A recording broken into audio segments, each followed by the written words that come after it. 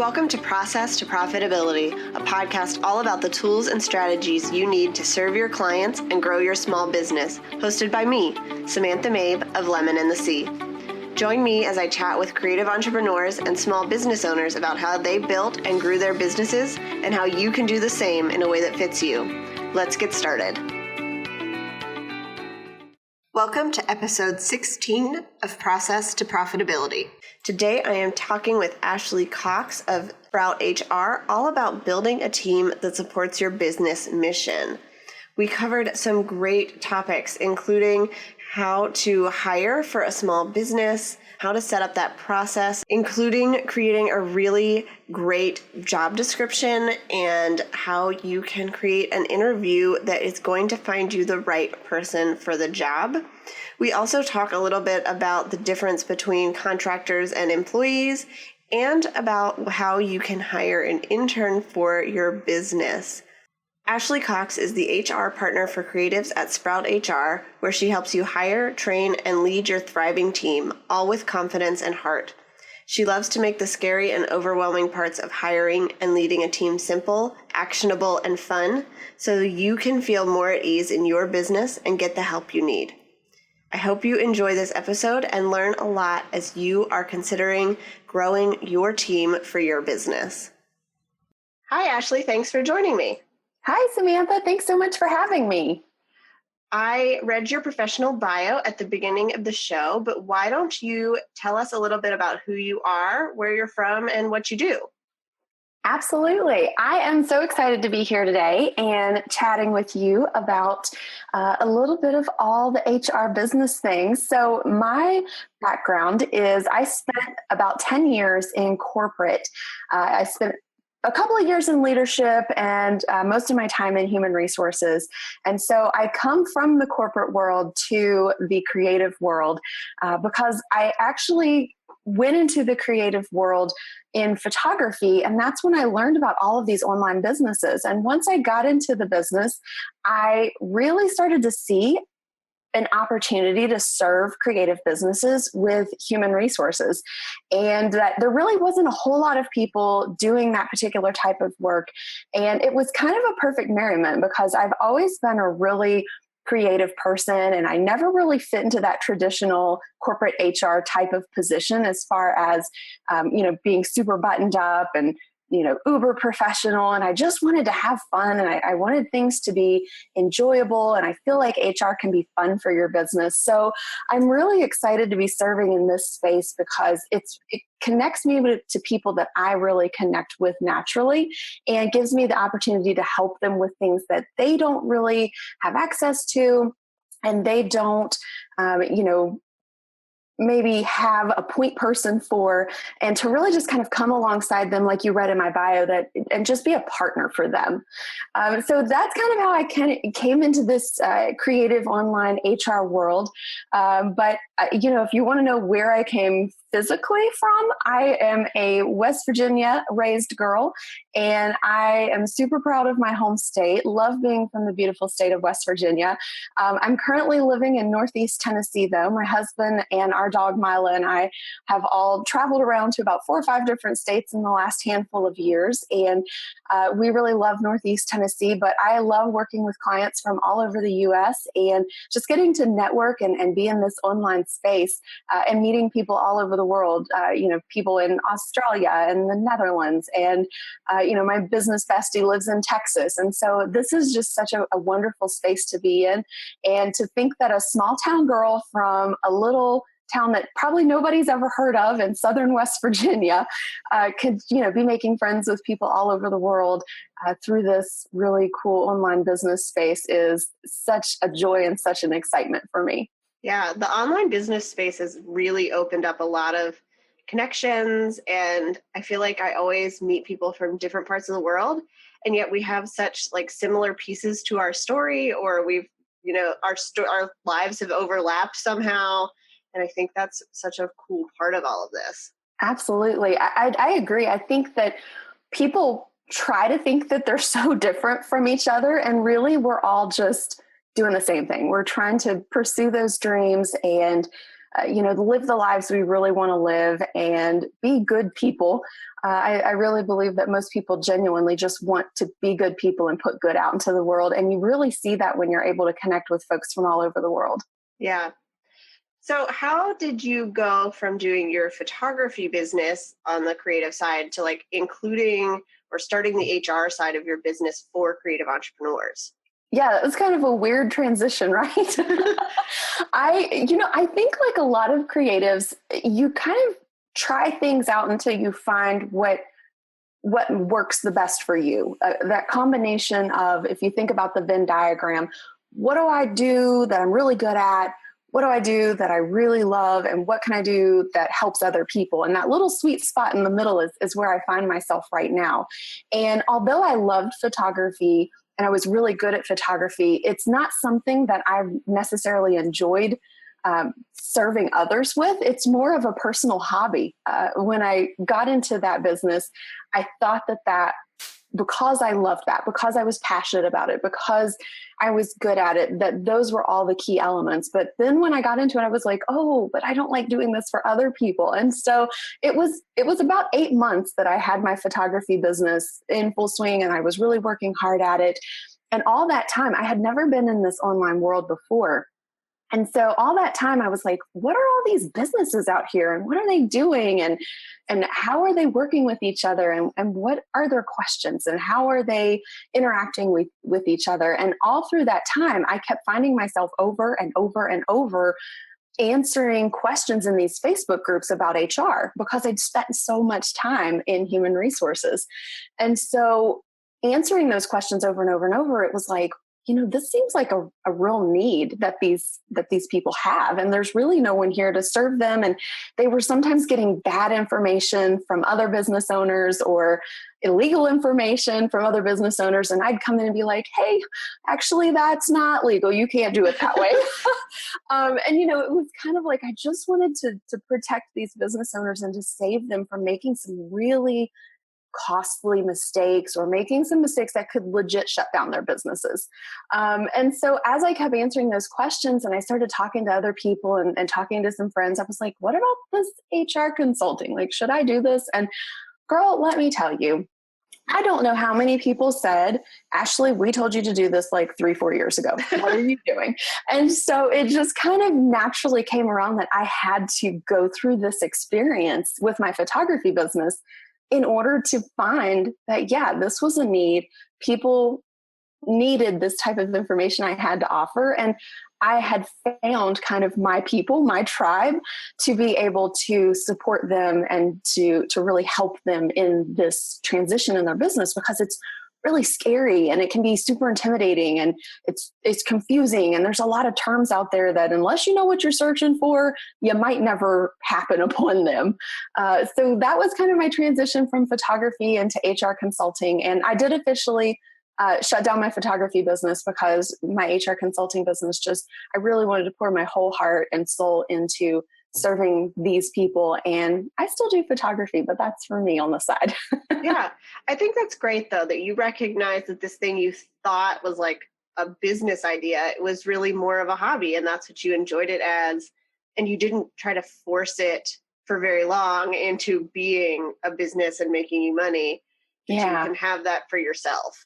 Yeah. And I think that's what happens sometimes to entrepreneurs or small business owners, is that they do try to force things for too long. And you don't have to stay stuck in something that you're not making progress in, that you're hating worse than your 9 to 5. It's okay to just say you're not quitting. You're just making strategic decisions. And for me, that's what it was. It wasn't that I was quitting this. It wasn't that I failed at this. It's that I decided that this was not the direction I wanted to go. And I think a lot of times people get confused between quitting and making a strategic decision. Yeah. And you weren't afraid to take the thing that was your 9 to 5 that I think a lot of us are like running away from, and make that into a business that you could run the way you wanted to, instead of saying, I'm going to go a totally different direction because I don't want to be in that sort of 9 to 5, even like anywhere near it anymore. Yeah. And that's one of the things that I kind of look back and giggle on myself is that I feel like when I did leave corporate, I was very much running away. But I look back on it now and I thought I was running from HR, but I really was running from that corporate structure, that corporate environment. And I love being able to make decisions on the fly and to change things if something's not working, or to serve my clients the way that I feel is best, and not having to go through 83,000 layers of red tape. And so having that nimbleness and that flexibility, and being able to really take the skills and the training and the gifts that I have learned over the years and make that fit into the creative world. Oh my gosh, I love HR. I am such an HR nerd. Like, it's really bad. and so it's funny that I was able to bring those things, those strengths along, and really just craft this cool little job for myself where I get to do all the fun, nerdy HR things that I love in a way that feels good and feels right to me and to my clients. Yeah. Okay, so let's get into the topic, which is building a team that supports your business mission. Yeah. So if there are small business owners out there who are thinking about hiring someone in their business, what is it that they should start with in, like, before they actually start asking people for resumes or whatever? What do they need to figure out before all of that happens? Well, the most important thing to figure out first is if you really actually need to hire someone. And I say that because I've talked to a lot of, quote, potential clients who sought me out to help them hire someone for their team. And after we have that first initial 20-minute strategy call, I realized, you're not really ready to hire someone right now. You don't actually need to hire someone. You need to get these particular systems or processes in place. And that's where I see a lot of people almost kind of jumping the gun. You'll hear a lot of people say, oh, you should hire a team. You should hire a team. You need to hire before you're ready. And I can buy into that to a certain extent, but I really think that you've got to get your business working for you first. And what I mean by that is getting good systems in place, getting automation in place. And what this is going to do is twofold. Number one, it will help you extend that time between you actually needing to hire someone.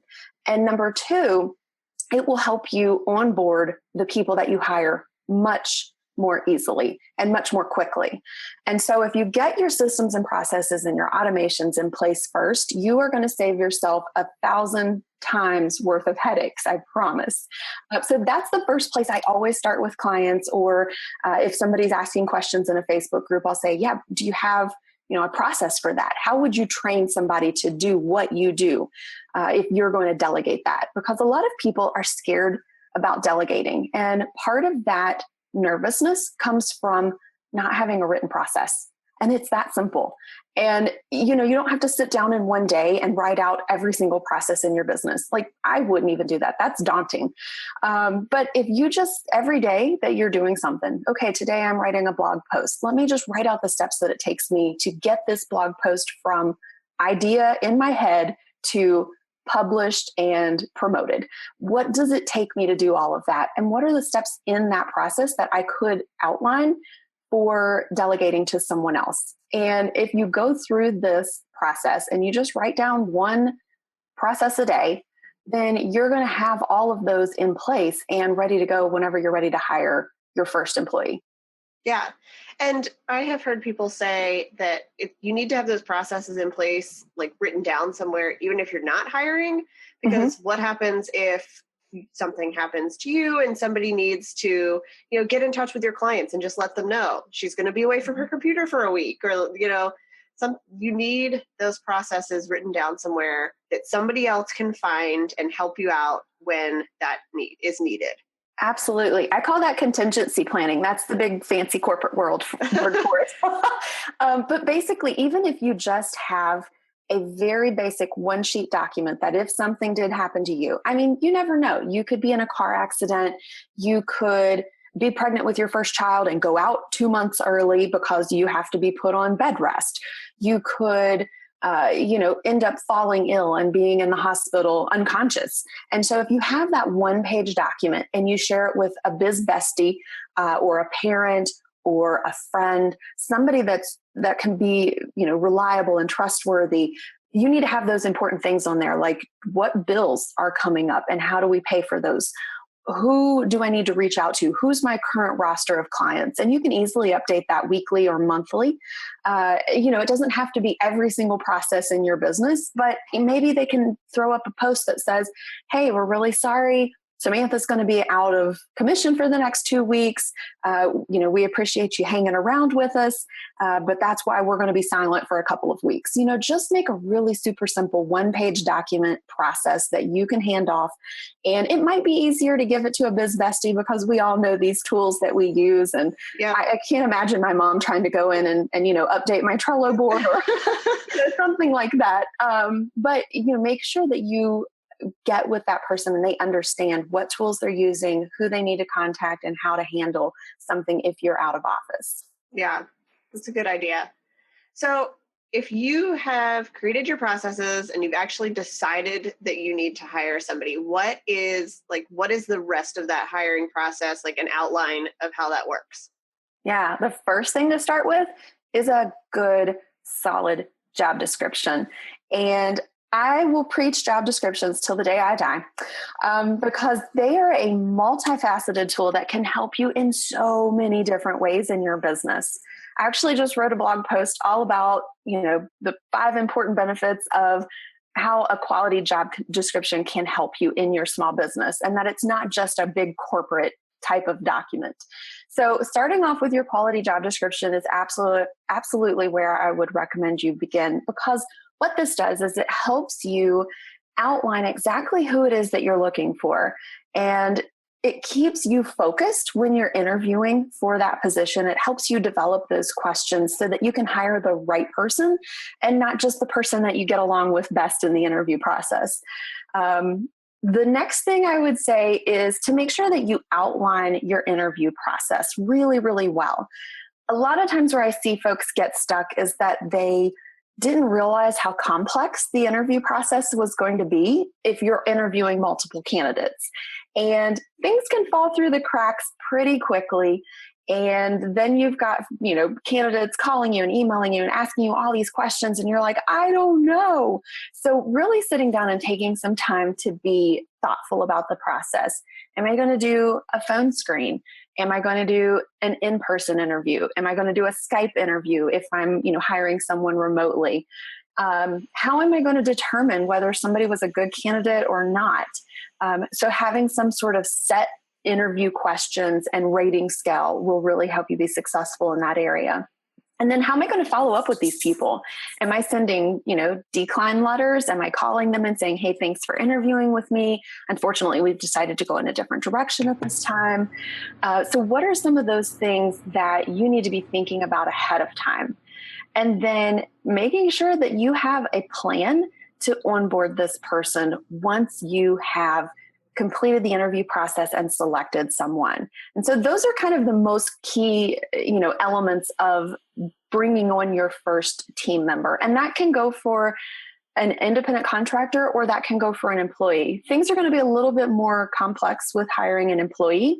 But you can have a very similar process and just have a plan, because you know what they say, if you fail to plan, you plan to fail. And I promise you the process is going to be a lot harder on you if you don't have at least a skeleton plan put together. Yeah. So you mentioned having a job description. So what should we include in that? I know that when I, was hired for my first job, I was a lifeguard. It was basically guard the pool and clean and collect money. So yeah. Are we just listing tasks? Are we listing, personality traits that we think we need? How does that work? That's such a great question, Samantha, and one I get all the time. There are several components to a really thorough quality job description. But the things you absolutely need to include are the essential functions. Now, when I say essential functions, these are the things that you absolutely must do in order to be successful in this role. It doesn't mean that it's all inclusive. Please, please, please do not write a 4-page job description outlining every single detail. And on Tuesday, you're going to drive down to the post office. And once you get to the post office, you're going to unlock the box. Like, no, just don't. That gets a little overwhelming for you and for your potential candidates. And you don't want to overwhelm them right out of the gate because they're going to be like, yeah, no, I'm not working for this crazy person. But you want to outline things that happen daily, weekly, monthly, quarterly. If you're hiring for someone to come onto your team in your position, Samantha, maybe you have a junior designer that you're hiring to come in and work with you in your business. Things like, responding to client inquiries within 24 to 48 hours would be an appropriate thing to put on a job description. Reviewing client proposals and drafts. Maybe they're responsible for posting to social media and, tracking those metrics for you each week. Those are all essential tasks and important tasks to put on your job description. As far as personality characteristics, I refer to those as competencies. What are the competencies that you need for this individual to have? So attention to detail, client relations, maybe they need to be organized and have good time management skills. Those are the types of things you want to put on there. If they're bubbly and outgoing, that doesn't necessarily make a difference. They might be somebody who's a little more reserved. They might be very introverted. They might be a very quiet person. Somebody very different from myself. But that doesn't mean that they're not the best or the right person for this job. So it's really important to look at the skills and the characteristics and the qualities that you need for this person to be successful. You might be someone who is very detailed and very organized and you've got a great plan in place, but you might need to hire somebody else who can bring that creativity to your team, or that can bring, an outgoing type of personality who can go to networking events, or who can engage with people in Facebook groups on behalf of your business, or, somebody who has a very different skill set than you as far as characteristics. And so that's where you can use those competencies. So we've got essential functions, we've got competencies.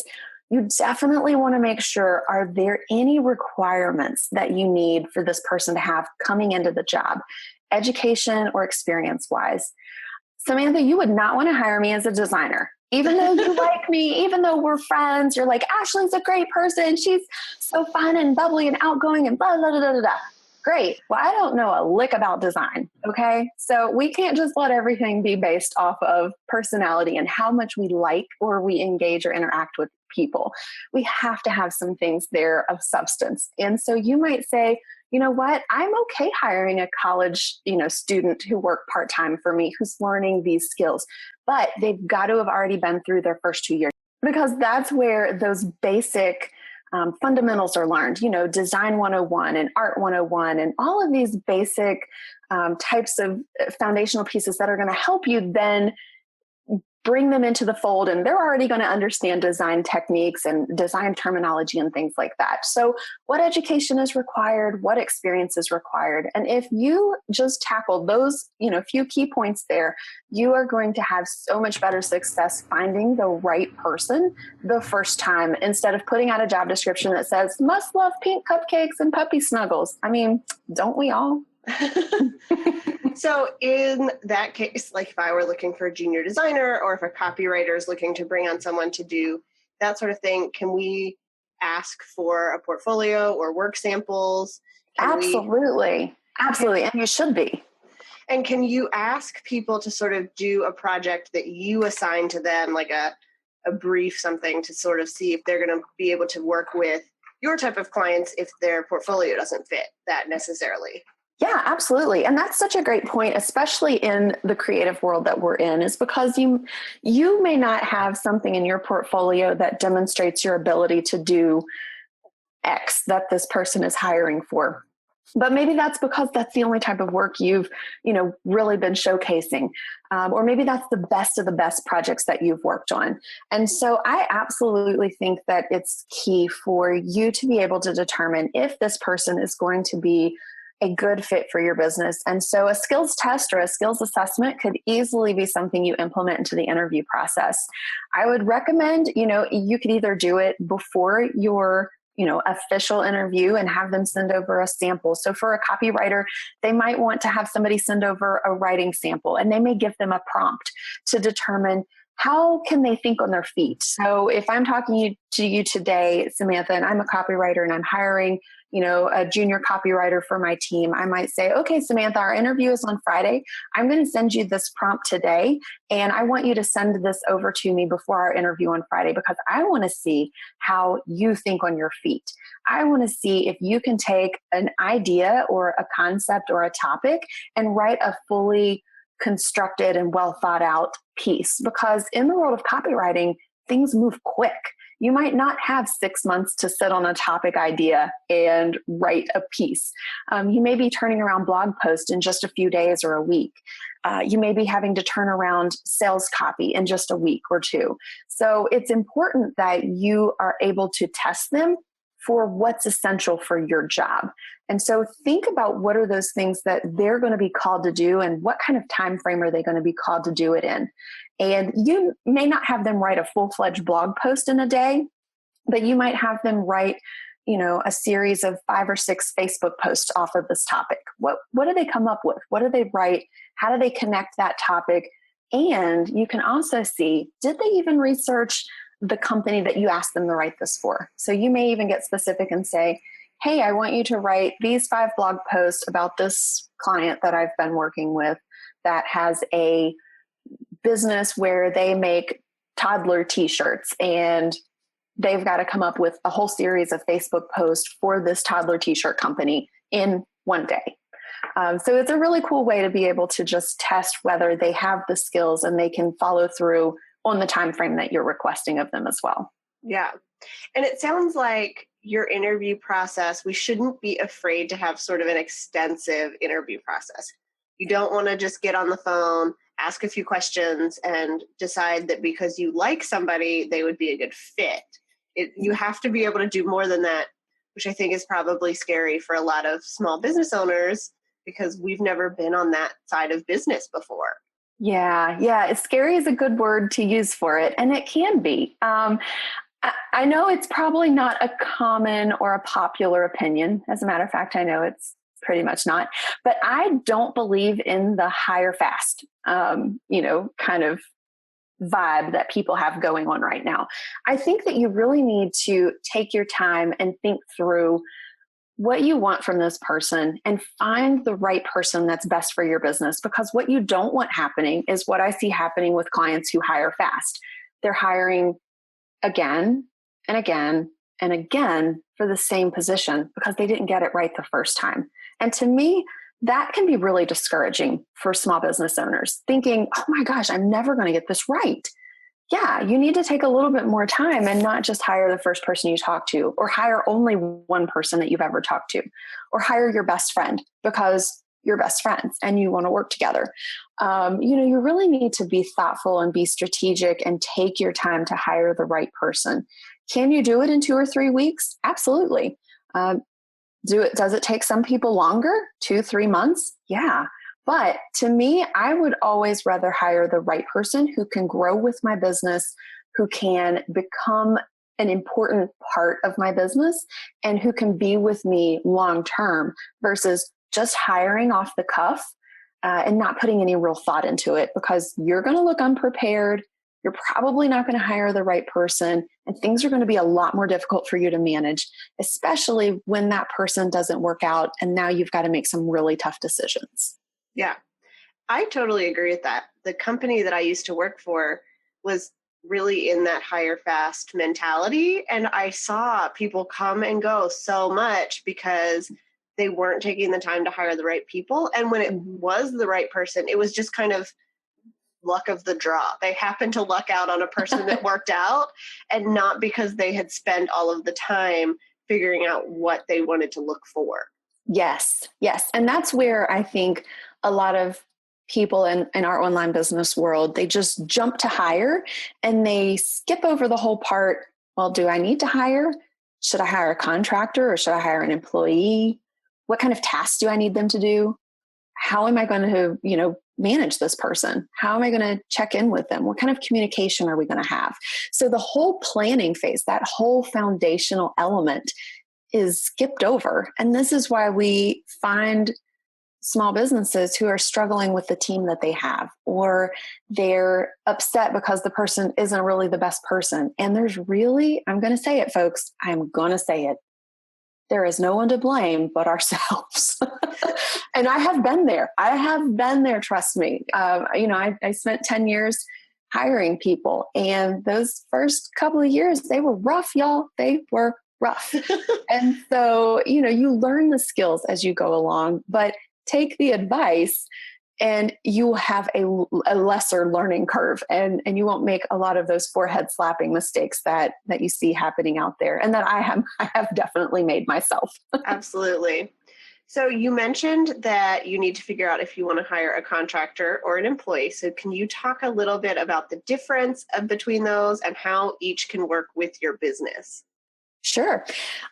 Contractors and employees often get confused in our world, and people refer to their team, and a lot of times they're referring to their team of contractors. And the government doesn't really like us to use the word team when we're referring to contractors, but I'm not going to get too nitpicky over that, because I know the idea and the premise behind that is that we're building this support system of people who are really cheering on and wanting our businesses to be successful.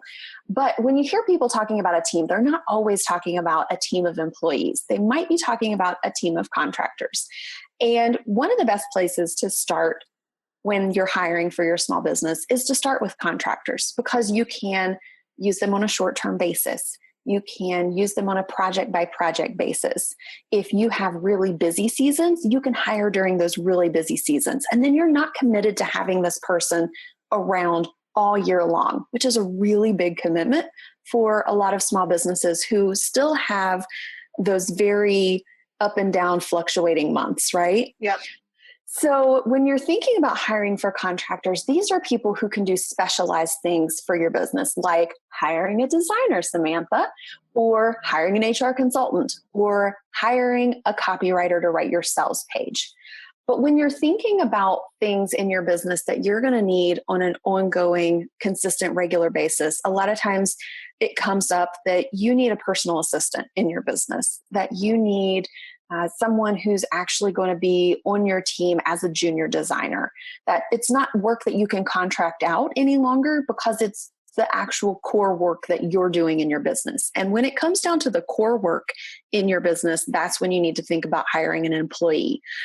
There's a lot of different technicalities about hiring contractors and employees, and I could talk about this for probably the next 3 hours, but I don't want to bore everybody to death with it. But there are some very, very specific legal restrictions on what you can do with a contractor. So you can't control the way in which they do their work. You can't control the tools with which they use. Now, if they agree to use the tools that you use, that's fine. But you can't make them use Trello if they use Asana. And you can't dictate when they do their work. So it's a very hands-off type of relationship. And so a lot of people think hiring a contractor is easy peasy. I just go out there and I hire whoever my friend hired and we just go on down the road.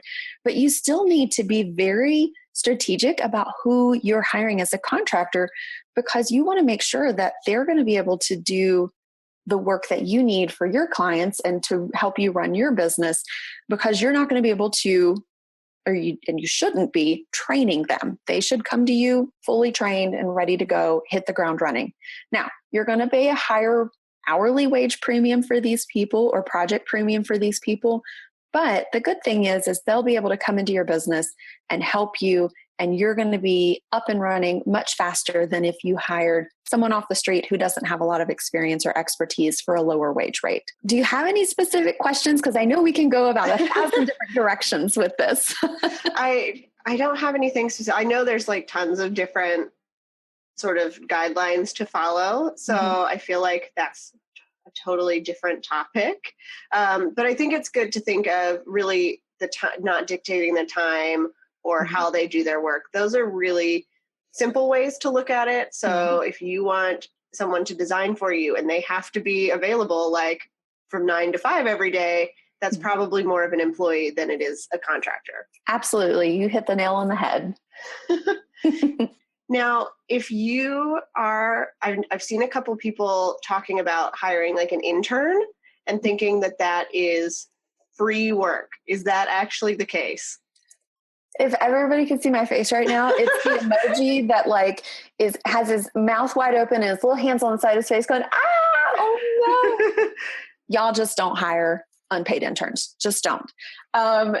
For most businesses in the online space that we're in, you don't qualify to hire an unpaid intern. And I know that's super hard to hear. I've got a couple of reasons here for you why. So unpaid interns were designed mostly for the nonprofit industries and for publicly traded businesses who had these big companies that had lots of resources. And so an unpaid internship is designed for the intern to really get just an educational experience in the public sector world, or as more of a volunteer type basis for the nonprofit world. It was not designed for small, for-profit, privately held businesses, AKA you and I, to get free labor. And it does violate the Fair Labor Standards Act. And so y'all don't want to be violating federal law. That's not going to be good for you, I promise. And there actually are 6 criteria that the Department of Labor lines out for hiring an unpaid intern. And just when you're reading through those 6 criteria, you have to meet every single one of them. There's not like, oh, if I meet this and I don't meet that, then I can have an unpaid intern. You have to meet every single one. And so some of those criteria are that you have to provide this as an educational opportunity, that this person might actually be more of a hindrance to your business than a help, that they can't be doing work that you would actually hire an employee to do for you in your business. So no, they can't be managing your social media, and they can't be answering emails, and they can't be doing these things that help you run your business. And so that's where a lot of people right now have got some really bad, incorrect, illegal information. I mean, there's really no nicer way to say it, floating around out there on the internet. And that's where, when you work with someone who's been in HR for the last decade, and you know, I've got certifications and training and all of these things that can show you that I know what I'm talking about.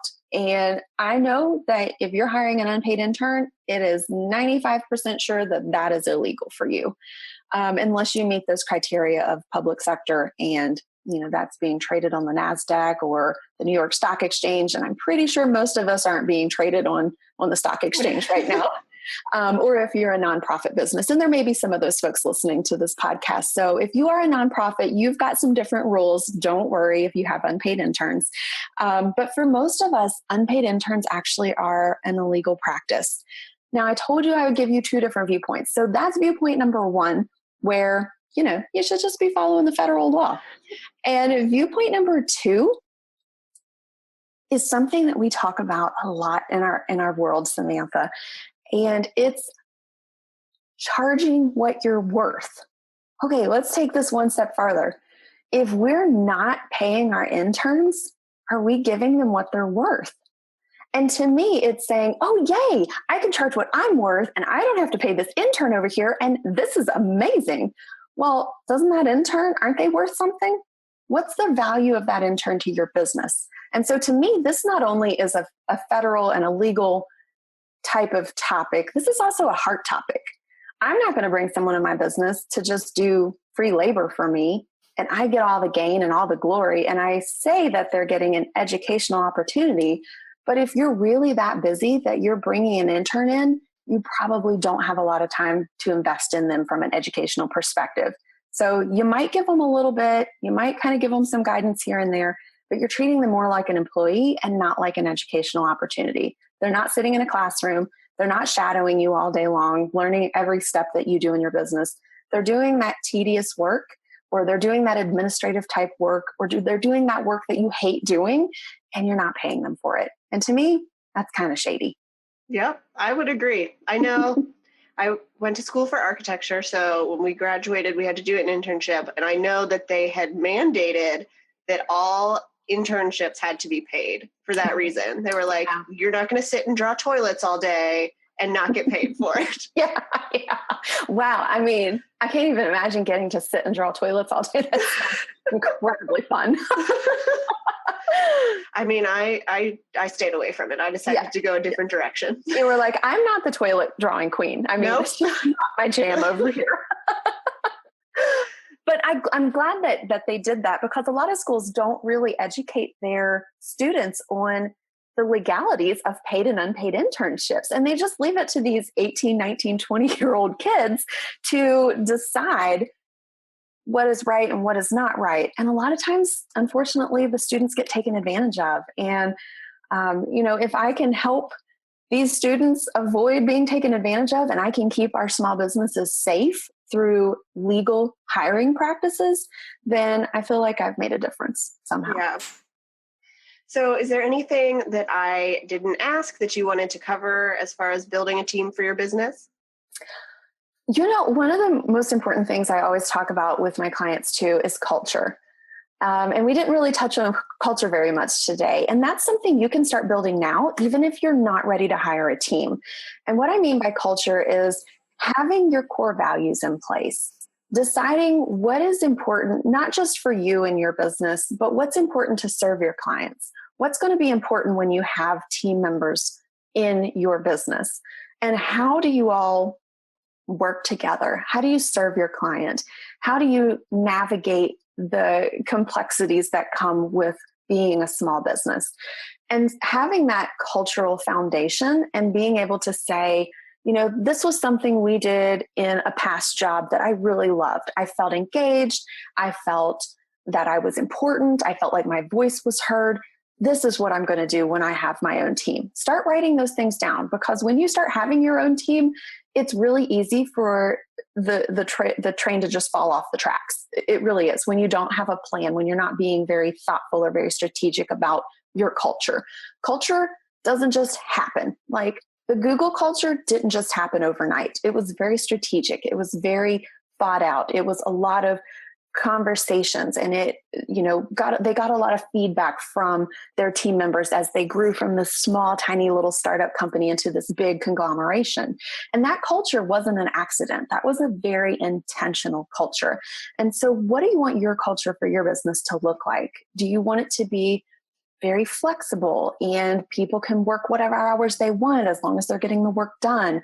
Or do you need to have it a little more buttoned down because maybe you're an event planner and people have to be at the events? It's not kind of like they can just come in and work whenever they want, because events are happening and your staff needs to be there, the servers and the line cooks and the, whatever other people you might have working that day, the event coordinator.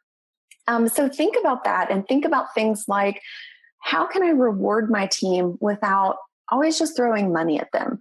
There's a lot of different ways that you can build culture and respect and, a team environment by rewarding your people through public praise, or, having an employee of the month, or you're having, some sort of contest where your employees can get involved in something that's maybe not quite as business related. Or if it is business related, maybe it's, hey, if we reach this goal, we'll have a pizza party, or everybody will get an extra day off this week, or whatever it is.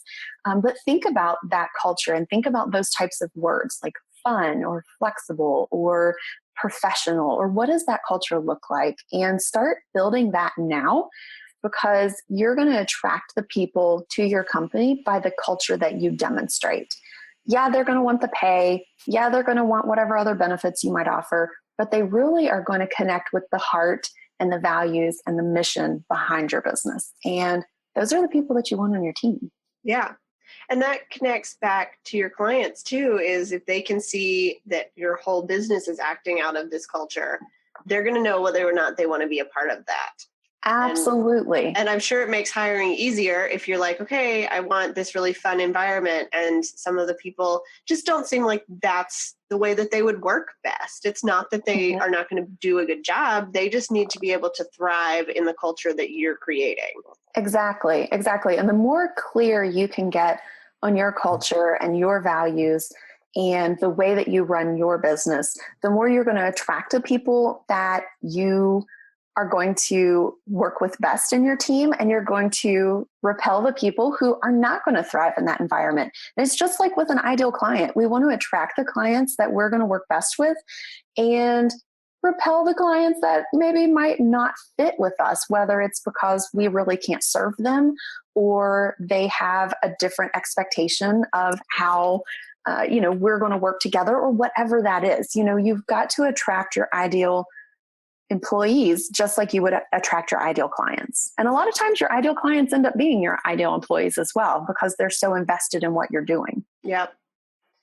Okay. So how has serving your clients well in your business, how's that been important, and how have you seen that come back for you?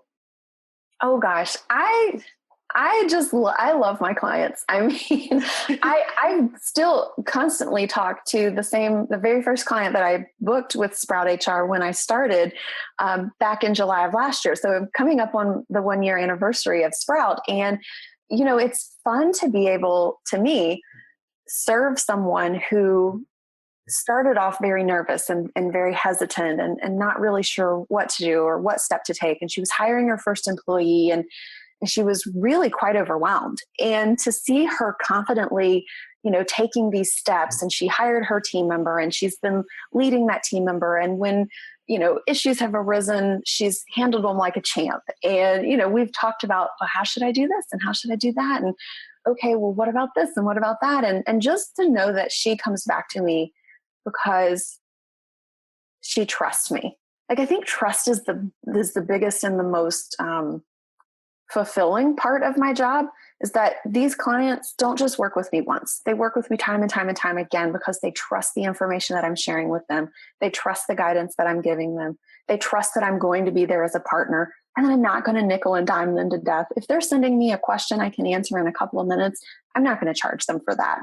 To me, that is serving my client well. It's being that true partner for them, and they can feel like they have an HR department without having, this big corporate structure. They've got the support, they've got the encouragement. I love cheering my clients on. That's one of my favorite things to do. And just helping them feel confident that they're taking these big, scary steps the right way, and that it's full of heart, and that they're having fun doing it. Because gosh, I mean, if you're not having fun, you're doing it wrong. Yeah. And it's so fun to see clients really take what you've worked together on and just sort of launch from there and see them grow and where everything goes. Yeah, absolutely. That's the coolest. Okay. So tell me 2 things that you're loving right now. They can be business or life. Oh, what am I loving? Gosh, I love lots of things, Samantha. Okay, I'll tell you this business one that I'm loving. So I was on Insta Stories the other day, and my girlfriend, Jenny Kraus, some of you might know her. She lives in Germany. We've been best friends since we were 12 years old, growing up in Southern West Virginia. But Jenny was on Insta Stories, and she was sharing her client calendar, which was really, really cool. And what she was doing was she set up a whole separate Google Calendar where she had the client time frame kind of outlined. And so she could see in the glance of this one calendar where each of her clients were, and how many clients she currently had in process, and when their projects were ending. And I was so inspired by that. I had to set up my very own. And it's so much easier to just glance at that calendar and say, hey, I've got 2 projects ending next week. I've got another project ending the following week. And here's when I can take on another new client. And so I think anything that we can do in our business to simplify things and to make it easier for us to navigate this crazy hectic, we're a one-woman show most of the time, then that's definitely an important tool to be able to do. And the second thing that I'm loving right now,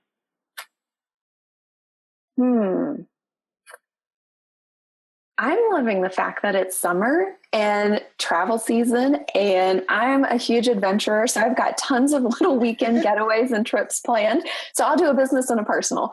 So I'm really looking forward to some like day trips and weekend trips and just getting out and enjoying this beautiful weather that we're having. And I'm I love being outdoors, and I love having that camera out and shooting landscape photos and architecture photos, and just really enjoying life and making sure that I'm taking time to enjoy the things that I love doing and not just be 100% business 100% of the time, because you've got to have a good balance between business and pleasure. And so, yeah, you may work hard, but you better be out there playing hard too. So make sure that you're taking some time for yourselves, in your business, and that you're getting your things done and taking care of your clients and loving on them well. But make sure you're taking care of yourself and loving on yourself and doing the things that light you up inside too. Okay, so what are you excited for that's coming up in the future, and where can people find you online? I am so excited to be working on my first course, and it is going to be all about getting started with hiring. It is going to walk you through the steps that you need to take in order to create that, initial plan, to write that quality job description, to get those interview questions put together, to create an interview process, to how are you going to choose the person, and how are you going to follow up with them, and how are you going to get them onboarded. And I'm super, super excited to be working on the beta plan right now for this hiring course. And I cannot wait to share it with everyone when it is ready to go. You can find me online at sprouthr.co. You can find me on Facebook at sproutHR, and you can find me on Instagram, where I love hanging out and sharing behind the scenes in my Insta stories at sprout_HR. I almost messed up there. At sprout_HR. Just keeping it real over here, y'all. That's what we do. That is what we do. So you can find me in all those places online, and I love just kind of sharing tips and information, and I love answering questions. So if you guys have questions, drop them in a comment of any old post, and I would love to help you out. All right. Sounds good. Thank you so much. Absolutely. Thank you so much again, Samantha, for having me on. This has been so much fun. Yeah. Thanks for listening to Process to Profitability. Please take a minute to leave an honest review in iTunes so that I can help more small business owners and creative entrepreneurs find the show.